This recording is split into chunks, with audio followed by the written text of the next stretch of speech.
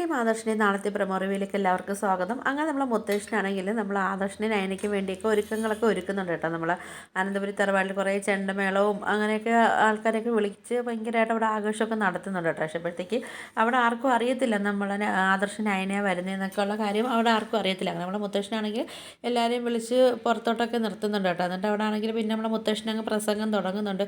ഇവിടെ വരാൻ പോകുന്ന രണ്ട് അതിഥികളെന്ന് പറഞ്ഞാൽ നമ്മൾ കുടുംബത്തിന് വേണ്ടി ഒരുപാട് കഷ്ടപ്പെടുന്ന ആൾക്കാരാണ്. അതുപോലെ നമ്മൾ ജ്വല്ലറി ആണെങ്കിൽ ഉയരാൻ വേണ്ടി ഒരുപാട് കഷ്ടപ്പെട്ടവരാണെന്നൊക്കെ പറയുന്നുണ്ട് കേട്ടോ. അപ്പോഴത്തേക്ക് അവരെനിക്ക് ഇതിൽ കൂടുതൽ എനിക്ക് സ്വീകരിക്കാൻ എനിക്ക് പറ്റത്തില്ല എന്നൊക്കെ നമ്മളെ മുത്തശ്ശൻ പറയുന്നുണ്ട്.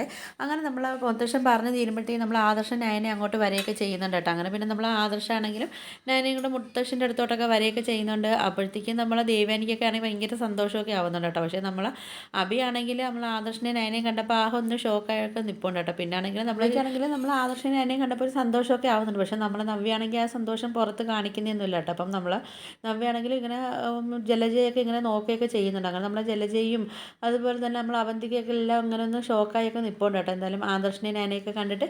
അപ്പോൾ ഇതൊക്കെയാണ് പ്രമോ റിവ്യൂ ആയിട്ടൊക്കെ കാണിച്ചിരിക്കുന്നത്. അപ്പോൾ വീഡിയോസൊക്കെ ഇഷ്ടപ്പെട്ടാൽ ഒന്ന് ലൈക്ക് ചെയ്ത് ഷെയർ ചെയ്ത് സബ്സ്ക്രൈബ് ചെയ്ത് കൊള്ളുക. ബെല്ലൈക്കൻ എനേബിൾ ചെയ്തൊന്ന് ഹൈപ്പ് ചെയ്തൊന്ന് സപ്പോർട്ട് ചെയ്യണേ.